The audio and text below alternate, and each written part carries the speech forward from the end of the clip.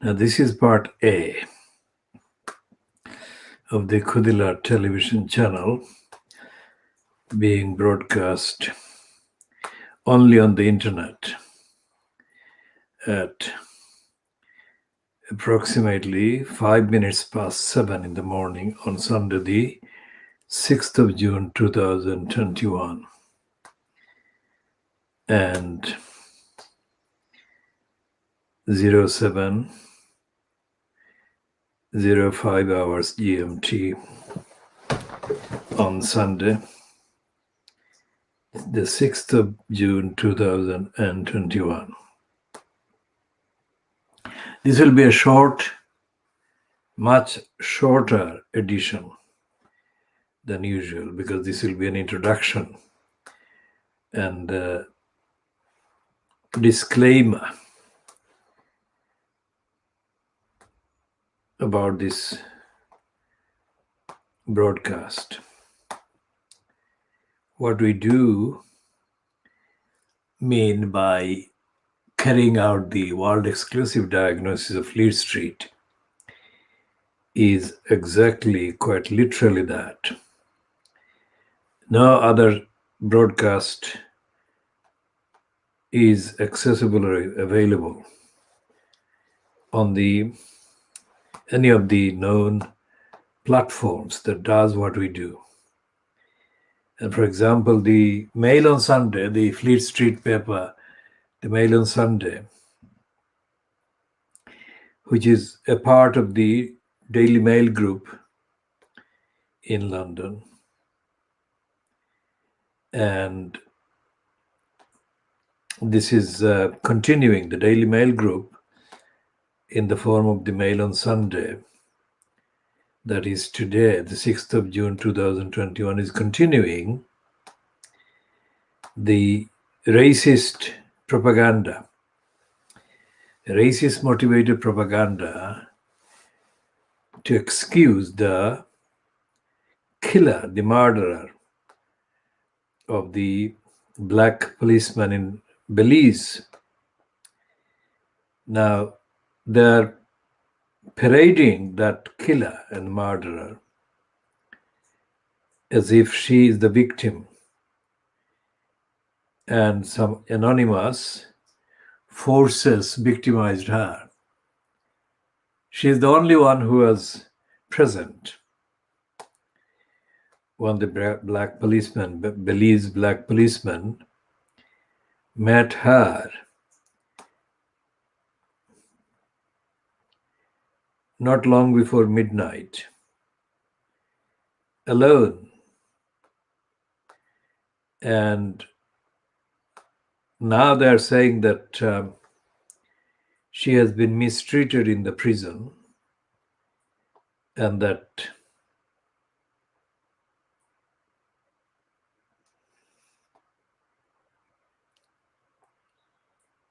she is actually innocent. And behind all of this is the role played by Michael Ashcroft. Ashcroft is a British conservative. They are describing him as the billionaire. And he was the Conservative Party's treasurer. And what is appearing is that he has bought almost already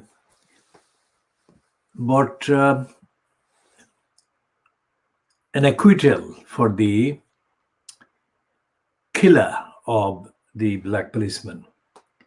The killer being Ashcroft's son's either wife or girlfriend or common law wife or partner. They're giving all these descriptions. And this is one of the things that illustrates how Fleet Street is corrupt, criminal, racist. And that is one of the sicknesses, if you like, that warrant the phrase diagnosis of Fleet Street. So we shall be continuing on the diagnosis of Fleet Street, and we shall examine the role of the Daily Mail Group in promoting the racist agenda of the British Interior Ministry, that is the racist Home Office, being currently fronted by Priti Patel. And we don't have to add anything new about who Priti Patel is, except contextually saying that she is a self-admitted daughter of migrant parents. In fact, her Gujarati origin, Gujarat in India origin, parents were forced to flee East Africa when the East African countries began to expel Asians mainly. And a large number of Asians with British citizenship sought and were accepted as asylum seekers by Britain. And she is the daughter of two asylum-seeking parents who, in the post of the Home Secretary in this country, is carrying out the most cruel, brutal, corrupt, anti-Asian, anti-African program of vilification, demonization, disenfranchisement of rights that the asylum seekers and refugees are entitled to according to the various treaties and charters and conventions which the United Kingdom remains signed up to. But the United Kingdom government, successive governments, are flouting the requirements of. So we shall be looking at the, let's say, the way that the ruling during the last week by the High Court Judge Thomas Linden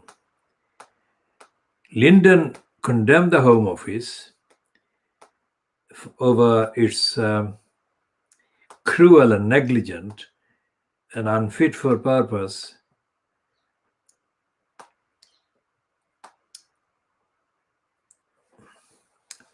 detention of nearly 300 asylum seekers in a unfit for purpose ex-military barracks called Napier Barracks, based in Kent.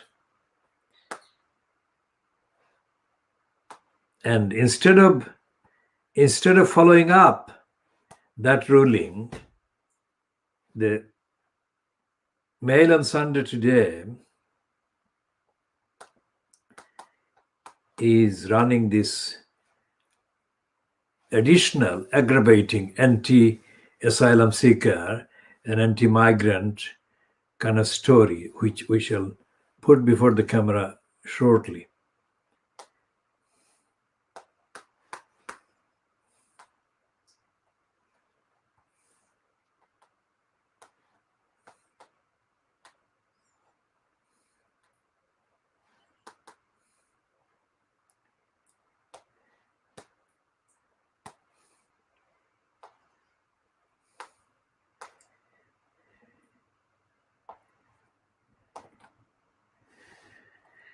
So what the Mail on Sunday is doing is running this piece called UK's Migrant Taxi Service.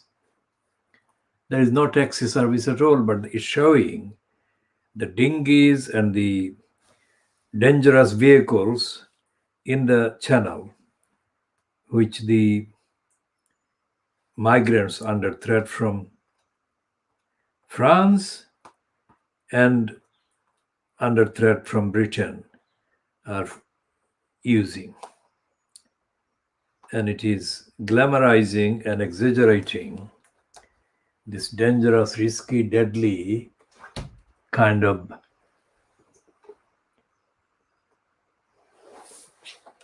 route as the taxi service, fomenting additional hatred against the asylum seekers. And we shall be looking more at that kind of racist hatred and incitement in the next parts. And there is a kind of peripheral piece being run by the mainstream Fleet Street, some of at least Fleet Street, about Shamima Begum. And this line is now saying that Shamima Begum is not a threat to anybody. She is broken, and then she is sobbing. Now, all of this is as part of the promotion of a film, documentary by an allegedly Spanish origin filmmaker who has made a documentary so-called about Shamima Begum and others in similar conditions. And the Daily Mirror, in an accompanying video clip from that documentary, which has come into the internet at about 4 o'clock GMT today, 400 hours GMT, shows Shamima Begum wearing a head covering as well as wiping the tears off her face, her eyes, with a handkerchief. This is the image of Shamima Begum, in contrast to the image that in the last 6 months the media, Fleet Street Times and others, showed wearing westernized Western clothes. Now, this one, the sobbing aspect of the Shamima Begum kind of interview in the documentary, reported documentary, is over the loss of deaths of our 3 children, all 3 children. Now, she was herself a child, as we have said. So, and we have said that she was trafficked. She was one of the trafficked. It was not groomed into radicalization. It was groomed into sexual kind of objectification and trafficking. And it was wrongly called radicalization. Anyone who is familiar with the demography over the last 70 years or so in Tower Hamlets, where Shamima Begum was born and grew up and went to school, would know that in the ordinary demography, in the ordinary population, basic awareness of politics is not of a standard of sophistication that could warrant any description of an ordinary person in Tower Hamlets or from Tower Hamlets as being involved in thinking about what is called terrorism, whatever. And the same applies to the population in the particular communities, areas where significant numbers of Muslims form the part of the demography, including other parts of London like Newham, like Hackney, and other boroughs. And of course, the northern boroughs and areas where the actual grooming has been concerned about the grooming of mainly white girls for the sexual exploitation and abuse by the England-born, Pakistani origin gangsters and sexual exploiters and pimps and criminals. So we are going to take a longer look at the role of Tower Hamlets Council, which owed safeguarding children duties and activities and protection, both to Shamima Begum and to her friends, who, according to this particular kind of set of publications this last few days, based entirely on this reported documentary made by a reported Spanish person, both of Shamima Begum's friends with whom she left the UK and was filmed as having left the UK in February 2015. According to the reports today, both of her friends have died and were killed in an attack somewhere in Syria by the Western military forces. So one of the things that she's saying is according to the reports is that she only decided to join the other two and go to Syria because she didn't want to be left alone, left behind. And the picture that is emerging of her from this particular account is that she didn't have any friends and she felt lonely and she felt abandoned. So that's the general summary of Shamima Begum. Now, whatever the actual facts of the abandonment and sense of loneliness, whatever caused it or caused those, should have been taken into account and should have been addressed in a helpful, safeguarding series of actions owed to Shamima Begum and to the other two by their local council, the London Borough of Tower Hamlets, which failed to do, chose not to do anything, failed to do anything, neglected to do the duties, safeguarding duties. And we have chronicled in the previous editions the various dates and various personnel involved in the neglecting of these safeguarding duties as owed to these girls from Tower Hamlets. And we have mentioned Lutfur Rahman, we have mentioned the East London Mosque, we have mentioned the thing called Islamic Forum in Europe or for Europe or in Europe or whatever, that is based on the evidence published in the Wikipedia, based in East London Mosque.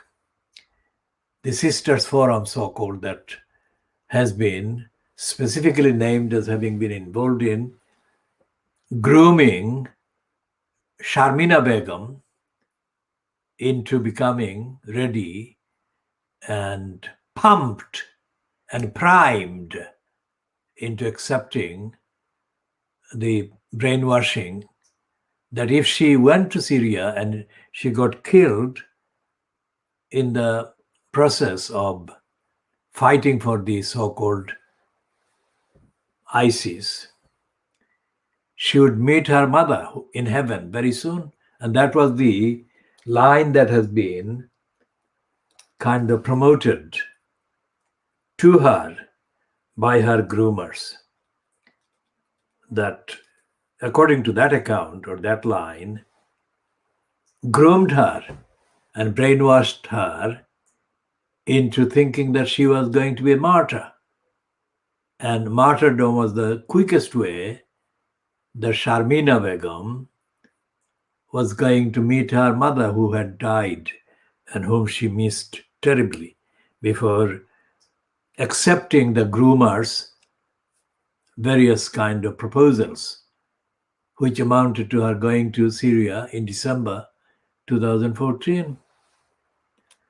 So we shall take an updated, extended look at all of those factors, and we shall continue factually to assert that Tower Hamlets Council is a criminals' council. That is to say, criminally negligent to the local voters, local community, and to vulnerable children like these 4 girls And we have also mentioned in the past how Tar Hamlets Council clique was familiar with the various elements that control the access to and the agenda of the East London Mosque. And we have referred to Andrew Gilligan and his program called Britain's Islamic State, which was broadcast on the 1st of March 2010, only months before the foisting of the corrupt post of elected mayor on Tar Hamlets in October 2010. And we have referred to Andrew Gilligan's assertion in that program, which was broadcast by Channel 4 television on the 1st of March 2010, that the East London Mosque complex-based operatives, whoever they were expressly naming Lutfur Rahman to be the candidate of their choosing to be installed in the corrupt post of elected mayor at the expense of Tar Hamlets community. So therefore, when Lutfur Rahman became installed in that post, it is quite possible, based on that line of evidential kind of narratives, that Lutfur Rahman was already familiar with the East London Mosque operatives. And he would have been familiar with the particular program that the operatives concerned and described as the Sisters Forum carried out to brainwash and groom this girl, Sharmina Begum. So whatever the level of awareness on the part of Lutfur Rahman, that awareness was not translated into action according to the legal duties of the council to safeguard the children.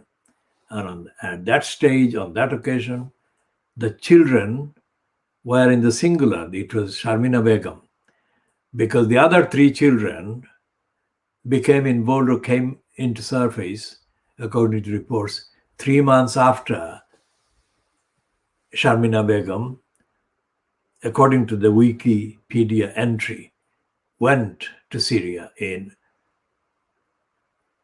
December 2014. So we shall be looking at those, and the context being the Tar Hamlets Council's criminality and the impact and the cost to the community and the victims of its criminality. We shall be looking at those as well.